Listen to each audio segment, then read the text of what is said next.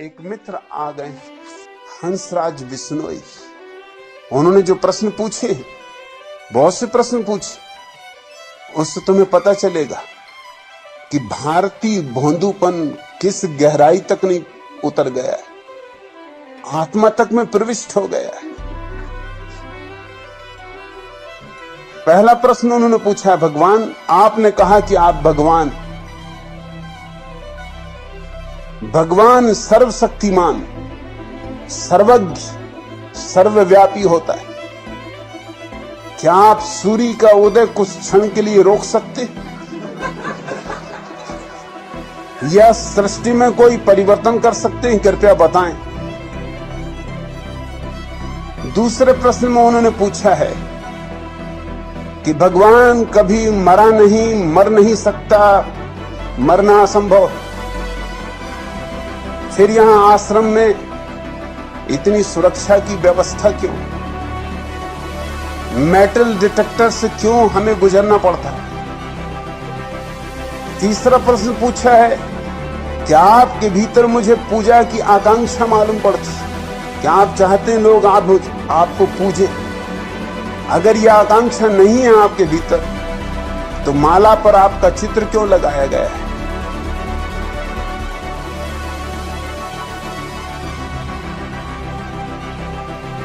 हंसराज बिश्नोई ने जो भी पूछा, इसमें एक भी प्रश्न सार्थक नहीं, मगर बंधी हुई धारणाएं हैं भीतर। उन्हीं बंधी हुई धारणाओं से प्रश्न उठने शुरू होते, मगर वो पूछ के अब फंस गए।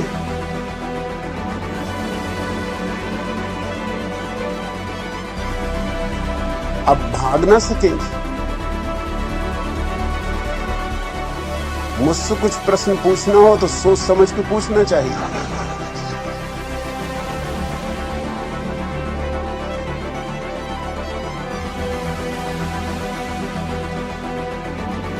हंसराज बिश्नोई, तुम्हें कैसे पता चला कि भगवान सर्वशक्तिमान, सर्वज्ञ, सर्वव्यापी? कहीं मुलाकात हुई?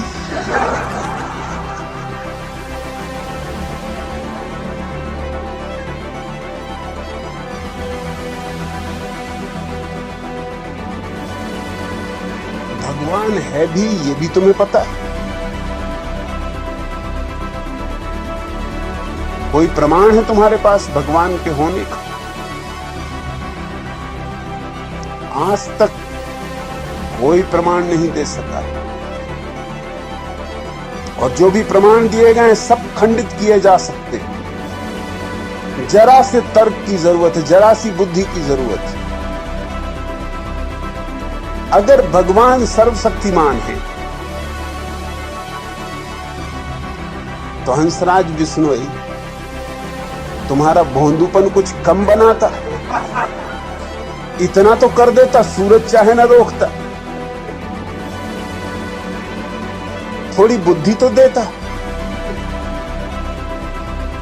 इतनी गरीबी है दुनिया में, इतनी बीमारी है दुनिया में, आधी से ज्यादा दुनिया भूख से मर रही है,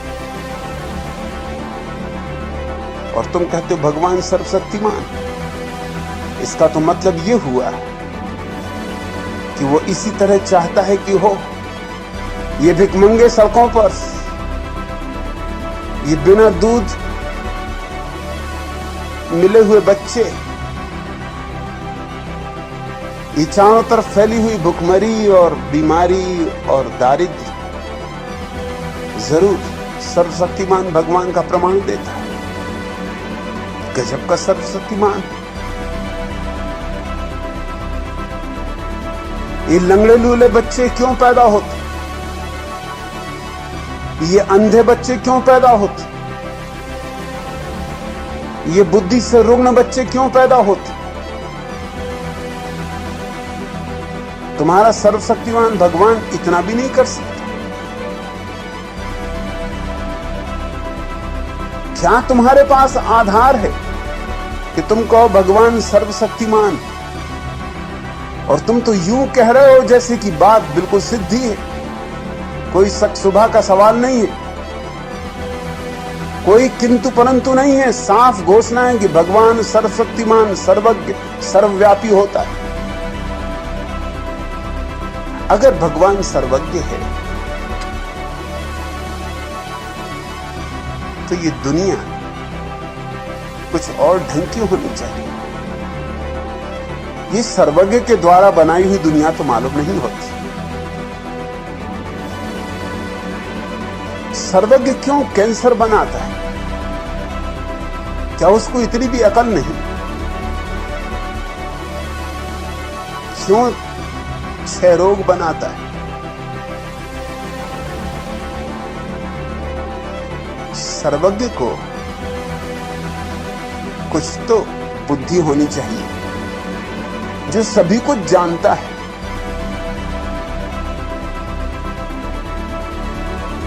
जिससे कुछ भी छिपा नहीं। फिर ये सारा नरक जो तुम अपने चारों तरफ पा रहे हो, ये किसकी करतूत? और तुम कहते हो भगवान सर्वव्यापी। हंसराज बिश्नोई आए हैं हरियाणा से, मंडी डब्बाली हरियाणा।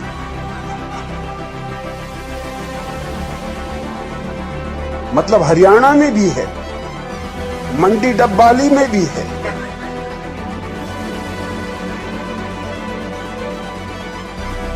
तो फिर यहां किस लिए आए?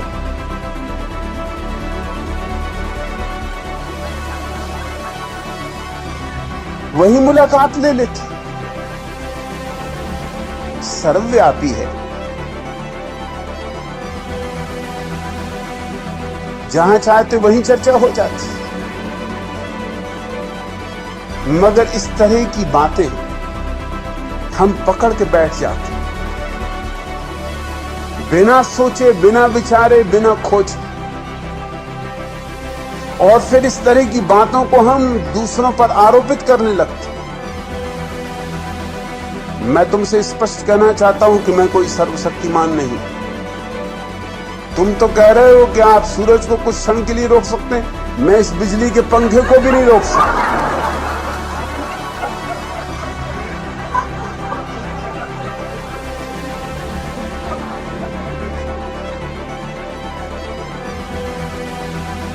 तुम पूछते हो क्या आप सृष्टि में कोई परिवर्तन कर सकते?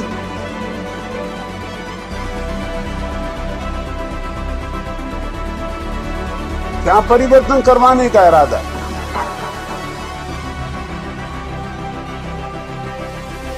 सर्वशक्तिमान ने बनाई ये पृथ्वी, ये प्रकृति। सर्वज्ञ ने बनाई ये प्रकृति, सर्वव्यापी ने बनाई ये प्रकृति। अब मैं कुछ भी करूंगा तो बिगाड़ी हो जाए, इसमें सुधार तो हो ही नहीं सकता। अब सर्वज्ञ से और ज्यादा सर्वज्ञ तो कोई कैसे होगा?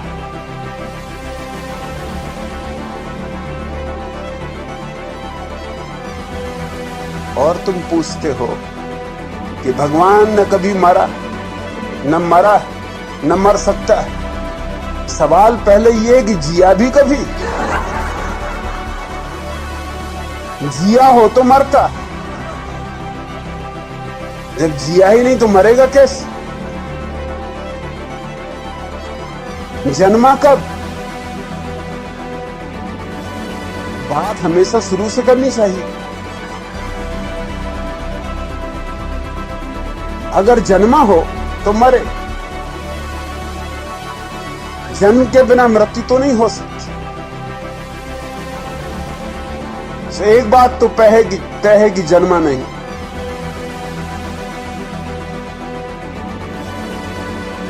जिया नहीं, मरेगा क्या खाक? मरना भी चाहे तो नहीं मर सकता। मरने के लिए होना चाहिए। पहले तुम्हें सिद्ध करना पड़ेगा कि है। जन्मा, कैसे जन्मा, किससे जन्मा? कौन मां बाप हैं तुम्हारे भगवान के? और तब तो बड़ा लंबा सिलसिला शुरू हो जाएगा। फिर उनके माँ बाप होंगे, फिर उनके माँ बाप होंगे। मगर इस तरह की मूढ़तापूर्ण बातों को लोग समझते हैं धार्मिक विचार। और तुम मुझसे ये पूछ रहे हो, लेकिन यही बात तुमने कृष्ण से पूछी, राम से पूछी, बुद्ध से पूछी, महावीर से पूछी। तुम कृष्ण को भगवान कहते हो, कृष्ण मरे या नहीं? तुम बुद्ध को भगवान कहते हो, बुद्ध मरे या नहीं? तुम राम को भगवान कहते हो, राम मरे या नहीं? मेरे संबंध में तो कुछ अलग नियम बनाना चाहते हो। मैं भी मरूंगा और मरने में मुझे कोई बुराई नहीं मालूम पड़ती।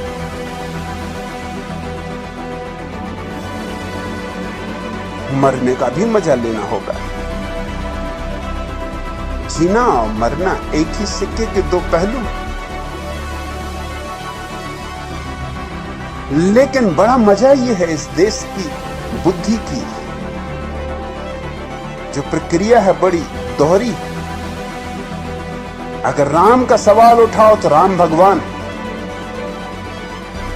और तब कोई नहीं पूछेगा कि फिर मरे कैसे। और कृष्ण भगवान है, मरे कैसे? बुद्ध भगवान, महावीर भगवान, कोई भगवानों की तुम्हारे यहां कमी रही है? सब मर गए, उनमें से एक आध भी जिंदा है। जिंदा हो तो पकड़ के लाओ।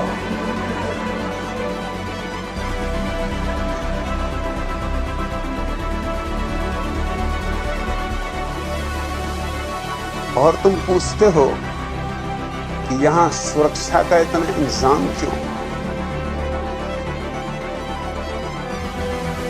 सुरक्षा का इंतजाम कोई मेरी मृत्यु को नहीं रोक सकता। मेरी मृत्यु तो होगी, सुरक्षा का इंतजाम भी रहेगा और मृत्यु होगी। सुरक्षा का इंतजाम किसी और कारण से,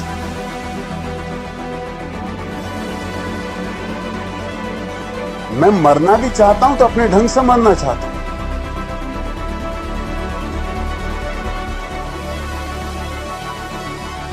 किसी बेवकूफ के हाथ से नहीं मरना चाहता।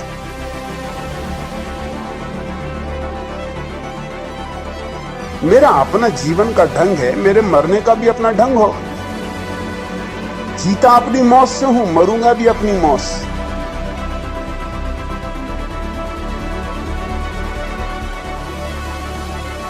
कृष्ण की मृत्यु हुई एक आदमी के पैर में तीर मार देने से। कृष्ण सोए थे, वृक्ष के नीचे विश्राम कर रहे थे, और एक शिकारी ने भूल से उनको तीर मार दिया। इस तरह मृत्यु हुई।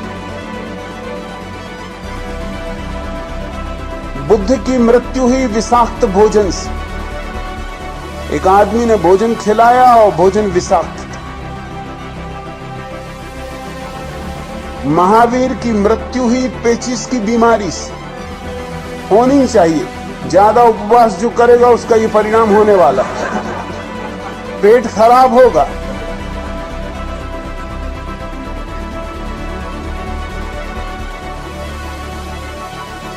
मुझे कम से कम इतना तो हक है कि मैं अपने ढंग से मरूं।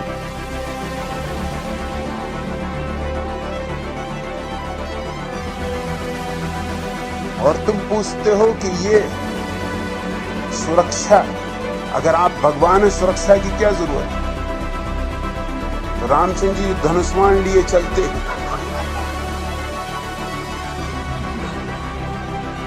तुम क्या उनको कोई कोलभील समझे हुए हो कि गणतंत्र दिवस पे भाग लेने दिल्ली जा रहे हैं,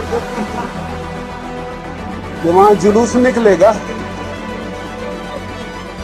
वो काहे के लिए हाथ में रखे हुए हैं धनुष्मान?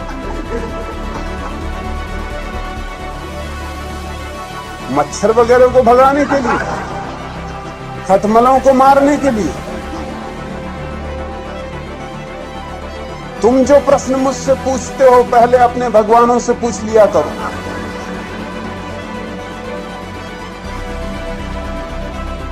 क्योंकि पहली तो बात यह कि हंसराज बिश्नोई, मैं तुम्हारा भगवान नहीं। मुझसे तुम्हारा क्या नाता है, क्या लेना देना? तुम अपने भगवानों से पूछो कि आप धनुष्मान लिए क्यों घूम रहे हैं? दिमाग खराब? और धनुष्मान साफ बता रहा है कि सुरक्षा का इंतजाम।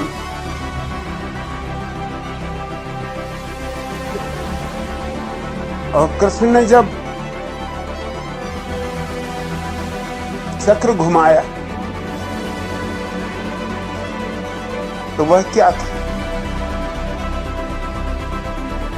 सुरक्षा इंतजाम नहीं था तो और क्या था?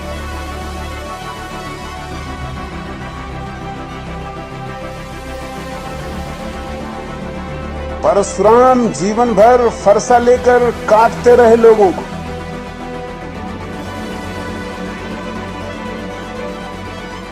और फिर भी तुम उनको भगवान माने चले जाते।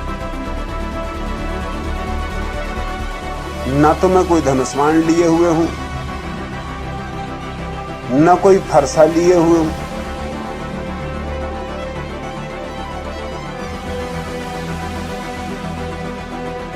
इसमें क्या अड़चन है कि यहां थोड़ा सुरक्षा का इंतजाम हो?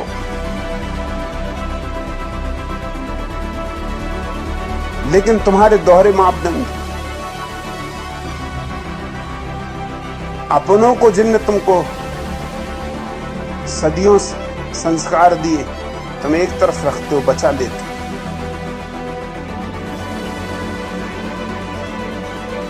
मुझ पे तुम्हारे प्रश्न उठते।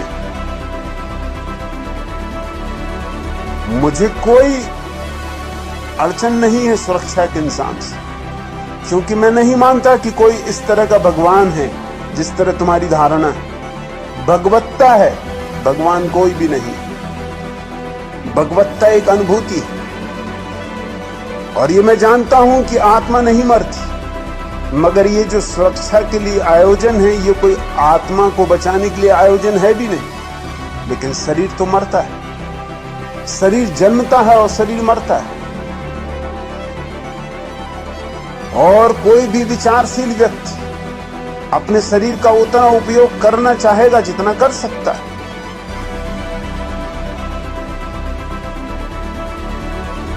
मेरे शरीर से मैं जो भी काम करना चाहता हूं, पूरा करना चाहता हूं। इस शरीर को बचाने की पूरी व्यवस्था होनी चाहिए, कोई कारण नहीं। जो इसे प्रेम करते हैं वो बचाने की कोशिश करेंगे। जो चाहते हैं कि ये शरीर उनके काम और कुछ देर आ जाए, वो इसे बचाने की कोशिश करेंगे। मैं मूढ़तापूर्ण बातों में भरोसा नहीं करता। अब तुमने पूछा है कि आपने कहा कि आप भगवान। भगवान का मेरा अर्थ समझने की कोशिश करो। भगवान से मेरा मतलब ये नहीं है कि मैंने ये दुनिया बनाई।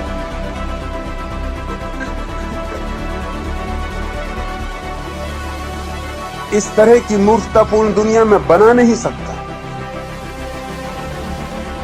ये जुम्मा लेने को मैं राजी नहीं। ये अपराध मैं स्वीकार नहीं करूंगा।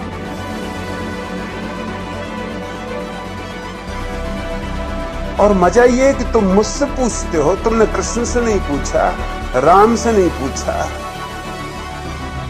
ये राम ने दुनिया बनाई, सूरज को रोक सकते थे और इनकी औरत को रावण भगा ले गए। गजब के सर्वशक्तिमान, बड़े सर्वज्ञ, बड़े सर्वव्यापी, अपनी औरत को भी न बचा सके और क्या खाक बचाएंगे।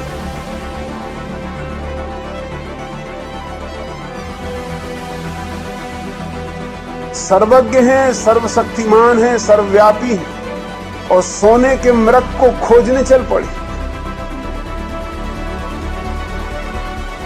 बुद्धू से बुद्धू आदमी को भी शक होता कि कहीं सोने का मृग होता है।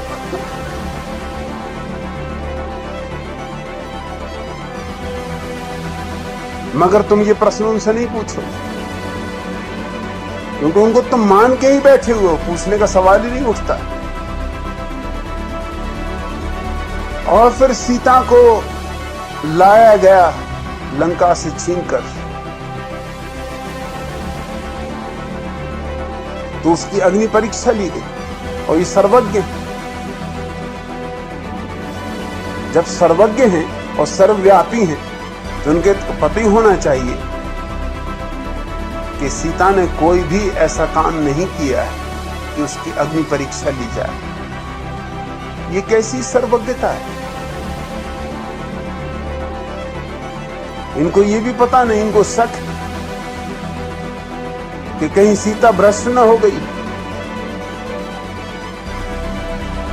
ये पुराना दकियानुसी पति का दिमाग कहीं कहीं सीता का सतीत्व नष्ट न हो गया।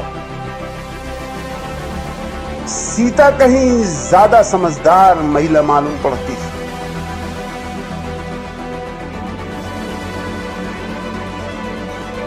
उसने नहीं कहा राम से कि तुम भी आ जाओ, साथ ही साथ दोनों निकल जाएं आग से, क्योंकि तुम भी इतने दिन अकेले रहे और कोई अच्छे संग साथ में रहे भी नहीं। अंदर बंदर न मालूम कहां कहां के रीछ भालू, पता नहीं क्या करते रहे, क्या हुआ क्या नहीं हुआ। और जब विवाह हुआ था तो साथ साथ गांठ बांध के चले थे, चलो इसमें भी गांठ बांध के गुजर जाए।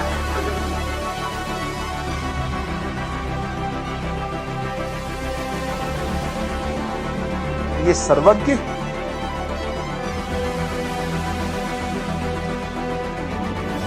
और तुम कहते हो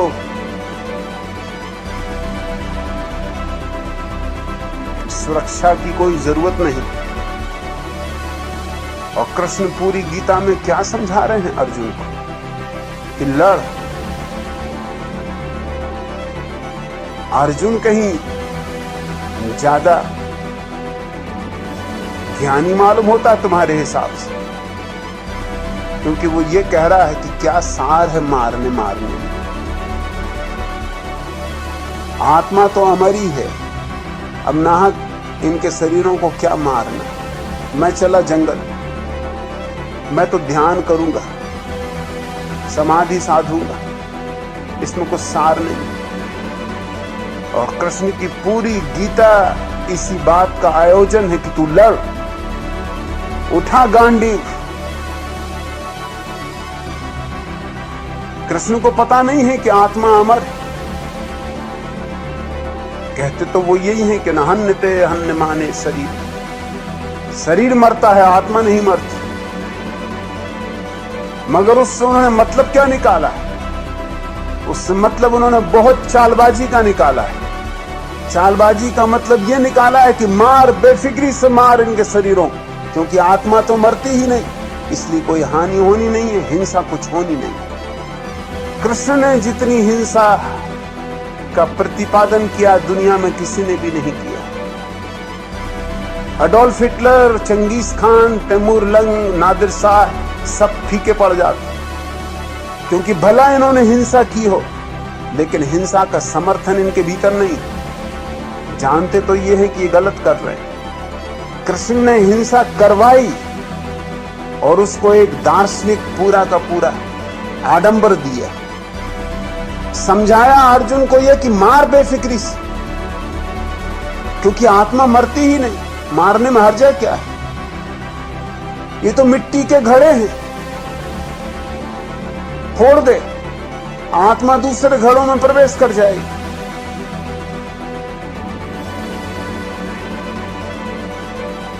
तुम इन सारे लोगों को भगवान मानते रहे हो।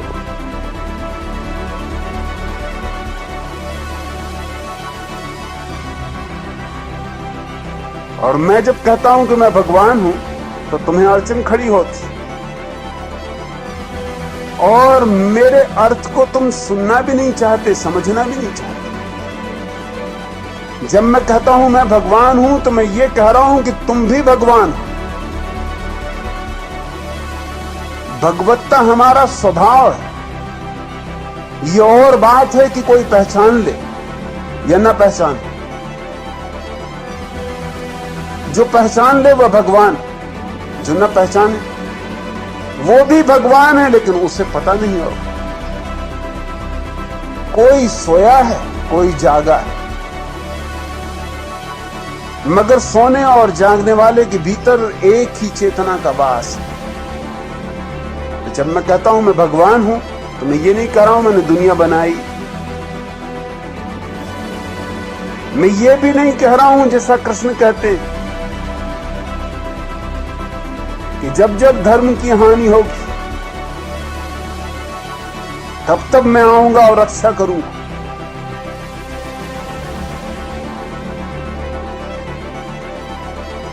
पहली तो बात यह है कि जब वो पहली दफा आए थे तब कौन सी रक्षा कर ली? अब क्या खाक रक्षा करेंगे? सच तो यह है कि कृष्ण की मौजूदगी के कारण जितनी अमानवीयता और जितनी हिंसा उस समय हुई, अब अच्छा ही होगा कि वो दोबारा ना आए।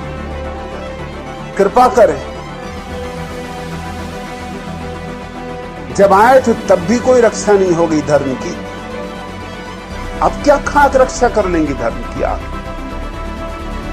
मैं कोई दावा नहीं करता धर्म की रक्षा का, और ना ही दावा करता हूं कि मैं कोई अवतार हूं। उधार बातें मुझे पसंद नहीं। मैं क्यों विष्णु का अवतार होऊंगा? विष्णु मेरे अवतार नहीं, मैं उनका अवतार नहीं।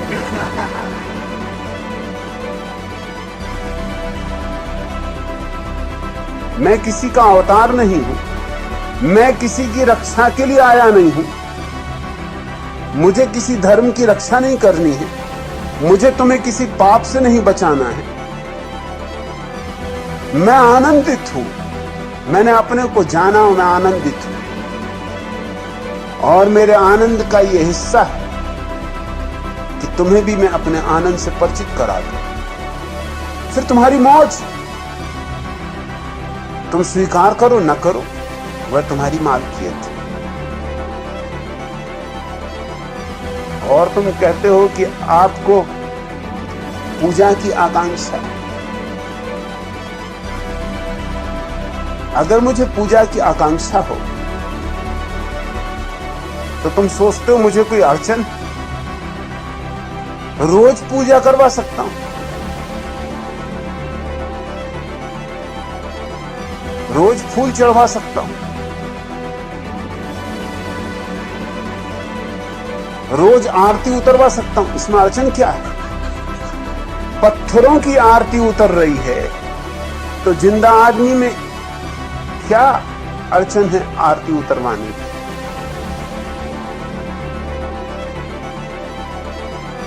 वो जो मेरी माला है उसमें जो तस्वीर अटकाई हुई है वो सिर्फ भारतीय भोंदुओं को चौंकाने के लिए, और कुछ भी नहीं।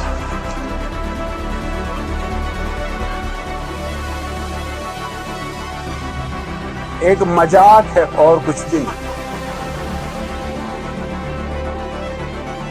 लेकिन मजाक को समझने के लिए भी थोड़ी बुद्धि चाहिए।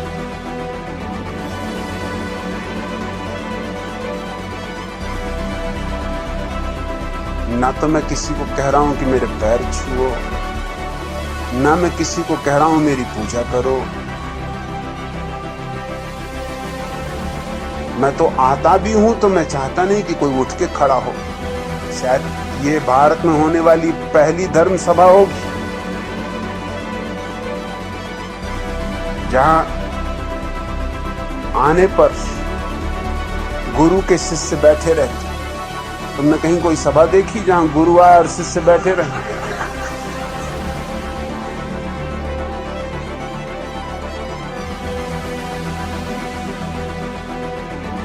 ये शायद पहली सभा होगी भारत के पूरे इतिहास में जहां गुरु हाथ जोड़ के तुम्हें नमस्कार करता है।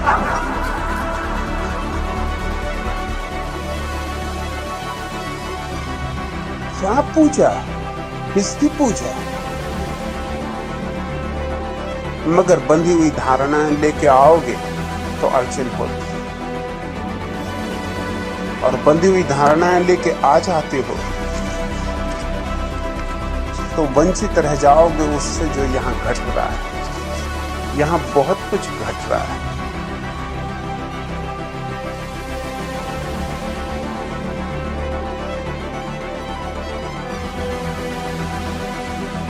इस तरह की छोटी छोटी बातें हंसराज बिश्नोई छोड़ो, कुछ समझने की कोशिश करो। यहां एक मंदिर नहीं बन रहा है, यह तो एक मधुशाला है। यहां न कोई आराध्य है न कोई आराधक।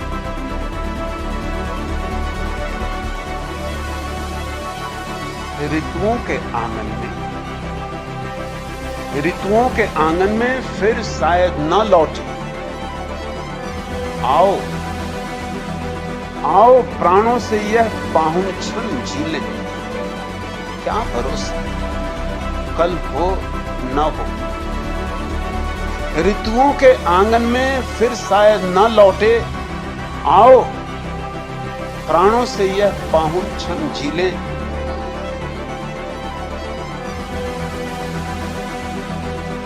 कल को झर जाने दें झरते पत्तों के संग। कल को झर जाने दें झरते पत्तों के संग। वासंती धूप अंजुरी भर भर। वासंती धूप अंजुरी भर भर कर पी लें। छालपत्र छोड़ खुली नभ में चंपई बाहें। हम भी अंतस की एक सख्त परत छीलें। शब्द शर्कला भूलने दें पल के प्याले में। धीरे धीरे चुप्पी रस की चुस्की लें। शब्द शर्कला भूलने दें पल के प्याले में।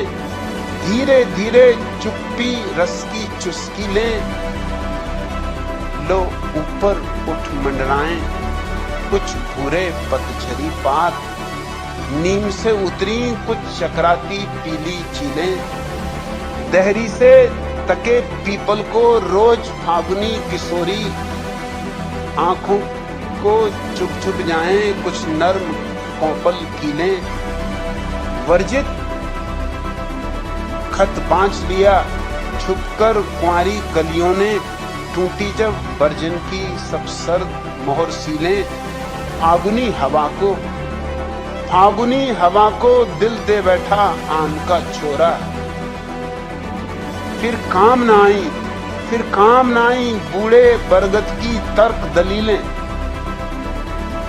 पिछली शिखरों की पिघली शिखरों की बर्फ। लौटे पाहुन पाखी समाधिस्थ आंखों सी हुई शून्य शांत झीलें। आओ प्राणों से यह पाहुन क्षण झीलें। आओ प्राणों से यह पाहुन क्षण